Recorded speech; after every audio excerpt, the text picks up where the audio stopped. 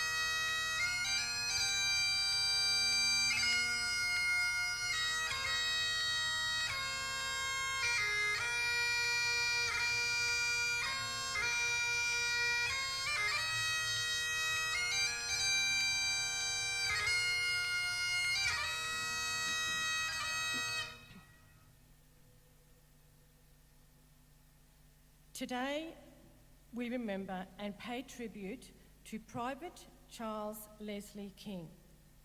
Charles King was born in 1883 in Wodonga, Victoria, the third child of Charles Thomas William King and Margaret King. His father's family had moved to Wodonga in the 1850s, where they ran the first hotel established in the new settlement on the Murray. Generally known by his middle name, Leslie grew up in and around Wodonga and attended Barranduda State School there. His father became a station manager and worked several properties either side of the border, but eventually the family settled in Wodonga, where they were well known and respected. In 1894, when Leslie was 11, his mother died. His father remarried the following year. Leslie and his older brother Albert followed their father's line of work, managing large stations.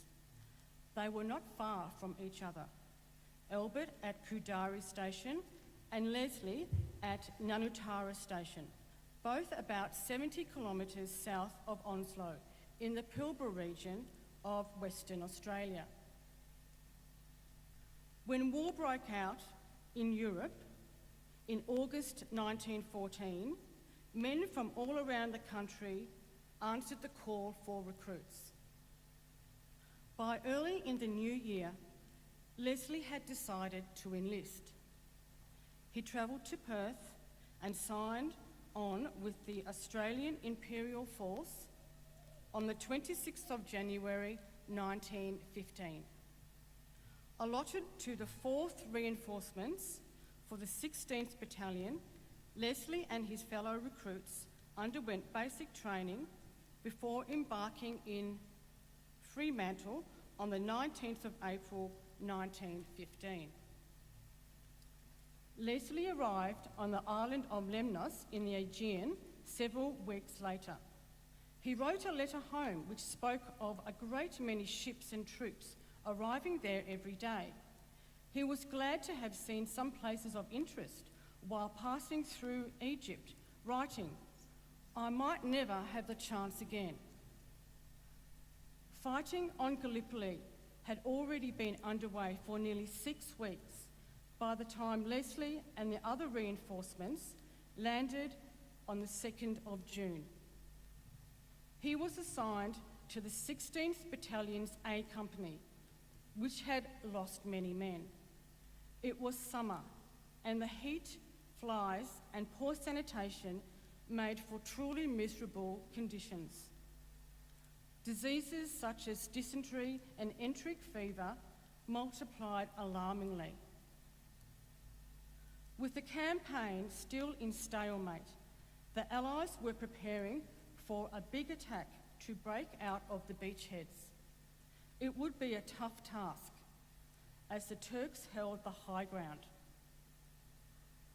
The 4th Brigade, which included the 16th Battalion, was to capture the ground behind Hill 971, the highest point on the Surrey Bear Ridge and the Chinook Bear. They moved out during the night of August the 6th, but progress was slow and they dug in on the ridge below the objective. The brigade was ordered to pass on the next day, but the advance fell into chaos as the men lost their bearings and ended up well short of Hill 971. Another push on the 8th of August met a withering hail of rifle and machine gun fire. The Australians never got close to their objective and they suffered heavy casualties. The 4th Brigade was forced to withdraw. On the 10th of August, the 16th Battalion was holding the line at number 1 outpost in the area between the Anzac and Suvla positions. The Turks counterattacked that day and regained the high ground on Surrey Bear Ridge, but the 16th Battalion helped to stop them reaching the sea. There they held on, but the trenches were not well sighted and men were exposed to enemy fire. It was likely an enemy machine gun bullet or a shot from a sniper claimed Leslie King's life that day. Leslie's remains were either not recovered or not identified, and today he is commemorated on the Lone Pine Memorial at Gallipoli. He was 31 years old. His name is also listed on the Roll of Honour on my right, amongst almost 62,000 Australians who died while serving in the First World War.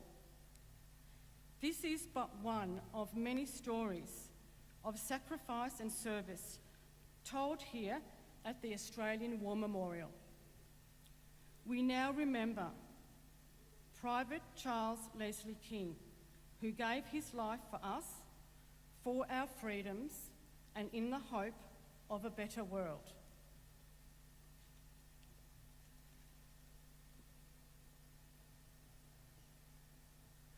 Please stand for the reading of the Ode and the sounding of the last post.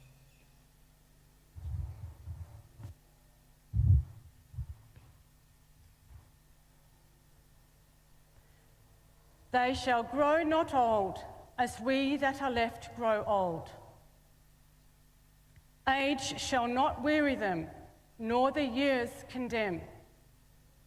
At the going down of the sun and in the morning, we will remember them.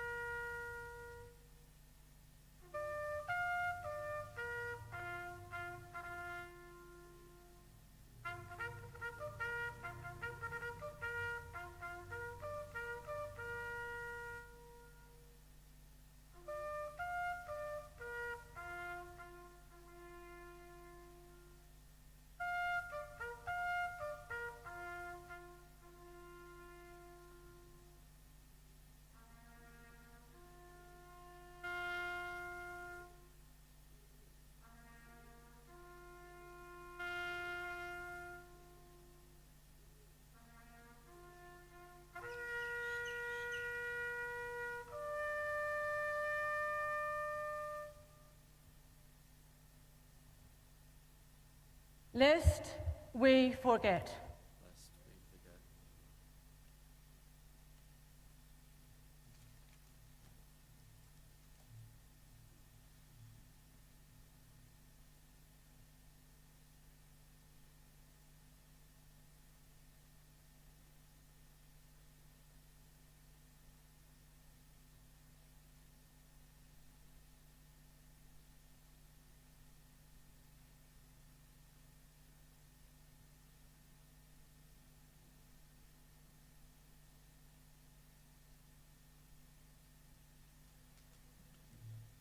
We leave you this evening with the words of the memorial's founder, Charles Bean. Many a man lying out there at Pozières or in the low scrub at Gallipoli, with his poor, tired senses barely working through the fever of his brain, has thought in his last moments, well, it's over. Yet in Australia, they will be proud of this. Ladies and gentlemen, girls and boys, that concludes the last post ceremony. We'd like to thank you for visiting the Australian War Memorial. Wish you all a very good evening. Thank you.